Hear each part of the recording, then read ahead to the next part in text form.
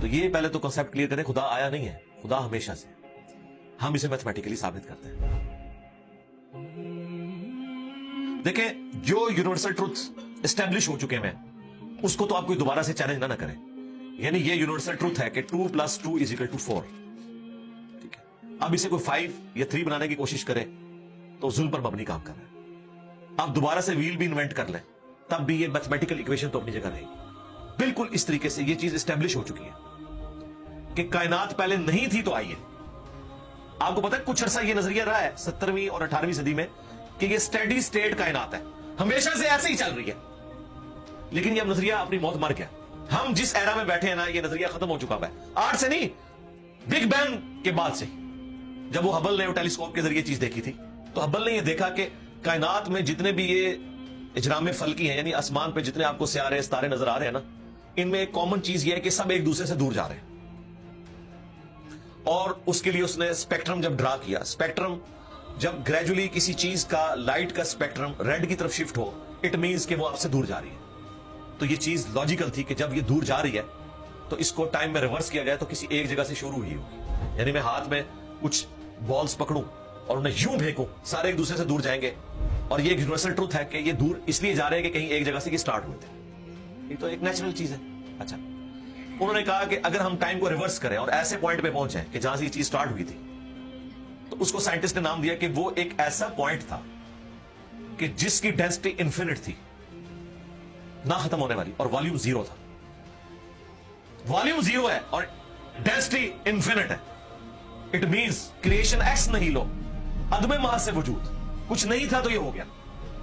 اور پھر وہ کہتے ہیں کہ یہ جو بگ بینگ ہوا ہے, اس بگ بینگ کے بعد اگر 1 سیکنڈ کے ٹریلین حصے کے اندر بھی ذرا سی ڈسٹربنس آتی تو یہ کائنات وجود میں نہیں آ سکتی تھی. اور یہ تو صرف وجود میں آنے کی بات ہے.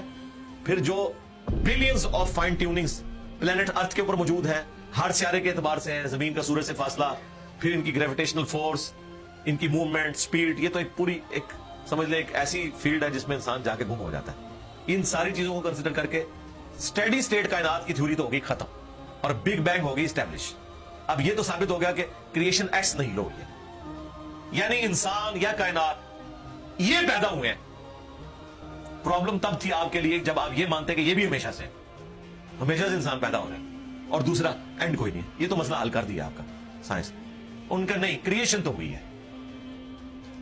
اب اس کا کریٹر ہے یا نہیں ہے, اس کے اوپر وہ آ کے بات کرتے ہیں.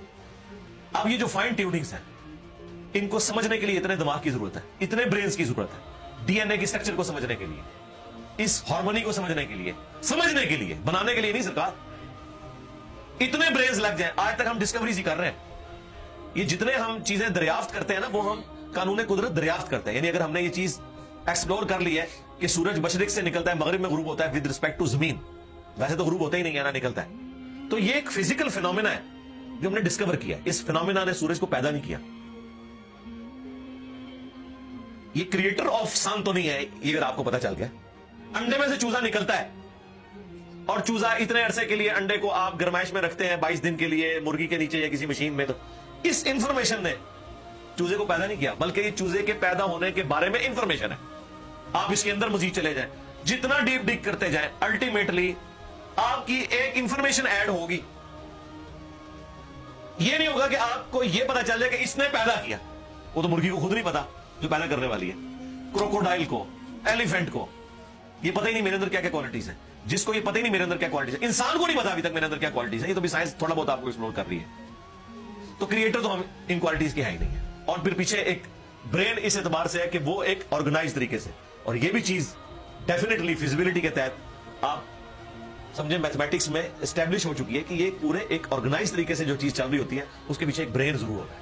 برین کے بغیر یہ کوئی ڈیزائن کر نہیں سکتا. فزکس کا second law of thermo dynamics جو ہے کہ انٹروپی یا تو کانسٹنٹ رہتی ہے یا انکریز کرتی ہے, یعنی ڈس آرڈر. خدا نہ خاصا یہاں پہ دھماکہ ہو جائے تو ہر چیز بکھر جائے گی. اس کے بعد دنیا کا کوئی دھماکہ دوبارہ اس کو اس حالت میں ارینج نہیں کر سکتا.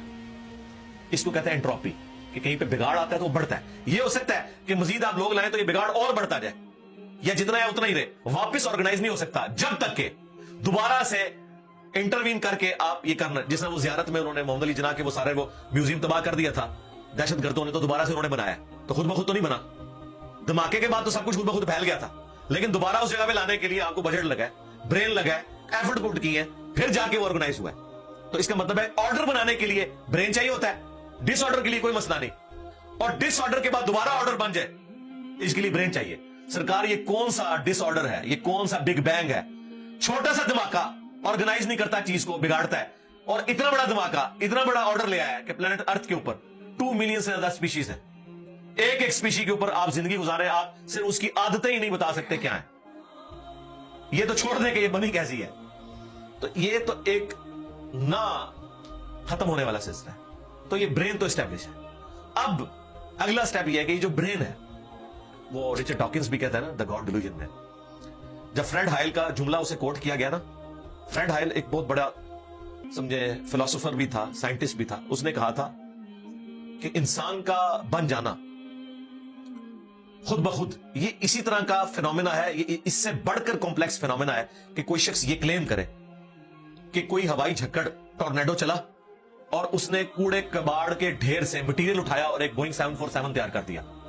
ये दुनिया का कोई पागल बेवकूफ आदमी भी ये बात नहीं मानेगा। उसको छोड़ दे, एक बाल पॉइंट बनने को कोई नहीं मानेगा। तो उसने कहा इससे कॉम्प्लेक्स चीज इंसान है, उसको तुम ये माने हो खुद ब खुद बन गई है बगैर किसी ब्रेन के। अच्छा, तो इसका जवाब आपको पता है रिचर्ड डॉकिंस ने क्या दिया? उसने एक चैप्टर बनाया, उसकी हेडिंग रखी द अल्टीमेट बोइंग 747। उसने कहा फिर सबसे बड़ा बोइंग 747 तो गॉड है। आप ये कह रहे हो कि इंसान इतना कॉम्प्लेक्स है कि खुद बन नहीं सकता किसी के बनाए बगैर, तो जो इसको बनाने वाला है वो तो उससे ज्यादा कॉम्प्लेक्स है, वो तो अल्टीमेट बोइंग 747 है। अगर इतना मुश्किल इंसान डीएनए स्ट्रक्चर वाला, ये आप कहते हो खुद नहीं बनेगा, इसको कोई बनाएगा, तो जिसने इसे बनाया है वो तो इससे ज्यादा कॉम्प्लेक्स चीज है, तो उसका भी कोई क्रिएटर होना चाहिए। तो हमने क्या कहा था, रुको जरा, सब्र करो, for the sake of argument हम तुम्हारी बात के साथ एग्री करते हैं, लेकिन आगे चल, हाँ वो जो क्रिएटर है जिसने हमारे क्रिएटर को बनाया होगा, तो यकीनन वो हमारे क्रिएटर से भी ज्यादा कॉम्प्लेक्स क्रिएटर होगा, तो फिर उसका भी कोई क्रिएटर होना चाहिए। अब तो क़यामत तक लगा रहा है, ये इक्वेशन कहीं खत्म नहीं होगी, तावत के कोई एक क्रिएटर ऐसा हो जिसे किसी ने न बनाया हो। तो वही तो है लम यलिद वलम यूलद, सूरह इखलास में ही तो डेफिनेशन है, लम यलिद वलम यूलद। सरकार ये आपको मैथ समझा सकती है, ये आपको फिजिक्स समझा सकती है, ये कितनी बड़ी डेफिनेशन। हमने बचपन में ऐसे ही याद कर लिया कि ना उसका कोई बाप है ना कोई बेटा, ना ये तो हम एक अखलाकी से तर्जुमा कर रहे हैं ना। तो एक्चुअल तर्जुमा है कि ना वो खुद किसी से निकला है ना उससे कोई निकला है, वो हमेशा से। इसलिए बुखारी मुस्लिम हदीस है कि तुम्हारे पास शैतान आता है ना, तो कहता है पहाड़ों को किसने बनाया, तुम कहते हो अल्लाह ने। पूछता है दरख्तों को किसने बनाया, कहता है अल्लाह ने। तुम कहते हो उसको जवाब के तौर पर, जब वो सवाल पूछता है, इस मुख्तलिफ सवाल करता है, तुम अल्लाह कहते हो, एंड पे वो कहता है अल्लाह को किसने बनाया। अब तुमने कहना है फिर इस पे, कुल हुवल्लाहु अहद अल्लाहुस समद लम यलिद वलम यूलद वलम यकुल लहू कुफुवन अहद। जरा नबी अलैहि सलाम तो इतने कह सकते थे ना, आपको अल्लाह ताला ने हमारी हिदायत का इमाम बनाया, ठीक है। लेकिन बाद में जब ये मैथमेटिकल इक्वेशंस, साइंटिफिक डिस्कवरीज और ये यूनिवर्सल ट्रूथ इंसानों को अल्लाह ताला ने दरियाफ्त करवाए हैं, तो अब हम बड़ी आसानी से इसको मजीद एक्सप्लेन कर सकते हैं कि अगर कोई क्रिएटर का क्रिएटर है तो उसका भी कोई क्रिएटर होगा, और यूं ये एक समझ ले ना खत्म होने वाला सिलसिला शुरू हो जाएगा। ये आपको अच्छा, अब आप सोच रहे हो कि ये क्यों मानना पड़ेगा कि कोई एक ऐसा होना चाहिए कि जिसका, ये इसलिए मानना पड़ेगा कि दूसरी तरफ इक्वेशन जो है वो फिजिकली मेरे सामने मौजूद है कि मैं हूं, क्रिएशन मौजूद है। अगर एक थ्योरी होती ना कि ना क्रिएशन होती ना क्रिएटर, तो हमें कोई चीज मजबूर नहीं करती थी। अब हमारी मजबूरी है कि कायनात हमारे सामने है, हम जिंदा मखलूक हैं, हम सब कुछ देख रहे हैं, क्रिएटेड चीजें मौजूद हैं, तो दूसरे एंगल पे हमें जाना पड़ेगा और अल्टीमेटली किसी एक क्रिएटर पे रुकना पड़ेगा, कोई क्रिएटर ना हो उसका। इसलिए मैंने अपनी वीडियोस में बारहा कहा है, अगर आप मुझसे पूछें कि अल्लाह ताला की कौन सी ऐसी क्वालिटी है जो इमेजिनेशन से बाहर है, जिसकी आपको मिसाल भी नहीं बयान कर सकते। देखिए, अगर अल्लाह ताला कहता है मैं सुनता हूं देखता हूं, तो हम इसका एक धुंधला तस्वुर ला सकते हैं कि मैं भी सुनता हूं और देखता हूं, अगरचे मेरा उधार का है, अल्लाह का जाती है, मेरा लिमिटेड है, अल्लाह का अनलिमिटेड है, मेरा डिपेंडेंट है, अल्लाह का इंडिपेंडेंट है। हर चीज को आप इमेजिन कर सकते हैं, लेकिन अल्लाह की जो ये क्वालिटी है कि वो हमेशा से है, کبھی کوئی وقت ایسا نہیں تھا کہ وہ نہیں تھا. یہ ایک ایسا اندھا کنواں ہے, یہ وہ کانسیپٹ ہے کہ جس میں آپ غرق بھی ہو جائے آپ کو اس کا کوئی سرا نہیں پکڑائی دے گا. ٹھیک ہے, اور یہ اللہ کی ایسی کوالٹی ہے. بہرحال یہ کوالٹی تو ہم اللہ کے ساتھ شیئر نہیں کر سکتے, لیکن جو اس کی دوسری کوالٹی ہے کہ وہ ہمیشہ کے لیے ہے, اس نے دیکھے آپ کو شیئر کر لیا اپنے ساتھ, خالق اور مخلوق کے فرق کے ساتھ ہمیشہ کی زندگی اس نے جنت میں آپ کا مقدر کر دی. یعنی وہ کوالٹی تو شیئر نہیں ہو سکتی کہ ہمیشہ سے ہو, لیکن ہمیشہ کے لیے ہو, یہ اس نے آپ کو دے دی. دیکھیں یہ وہ کنسپٹ ہے جس کے بعد آپ اللہ سے محبت کریں کہ دیکھیں وہ اکیلا تھا, اس نے اپنے ساتھ آپ کو شریک کر لیا, اس اعتبار سے کہ خالق اور مخلوق کا فرق تو ہے, لیکن اس نے دیکھیں آپ کو کیا کیا نعمتیں جنت میں دینی ہیں. آپ خواہش کریں گے وہ چیز آپ کے سامنے آ جائے گی. اسی کے لیے میں نے وہ منی گاڈ کی ٹرم ڈیوائز کی تھی خالق اور مخلوق کے ساتھ سمجھانے کے لیے. اور آپ سے اس سے بڑی بات یہ کہتا ہے یہ جی وہ جنت میں تو آپ دعا کریں گے تو آپ کو ملے گا, خواہش اور کن فیکون نہیں ہوگا. سرکار خواہش ہی ہے, اور آپ تو بات ہی نہ کریں, آپ تو اپنے بابوں کے لیے دنیا میں یہ کہتے ہیں نگاہ مار کیا کر دیتا, تسی دنیا نگاہ مار کے کر دو دعا بغیر. کبھی آیا کہ عبد القادر جانی نے دعا کی تو مردہ زندہ ہو گیا؟ نہیں کیا, اٹھ کن فیکون, تو دنیا میں بیٹھے ہوئے ہو, سانو جنت کی کن فیکون کے اوپر تم جو ہے وہ کہتے ہو کہ یہ شرک کر رہے ہیں.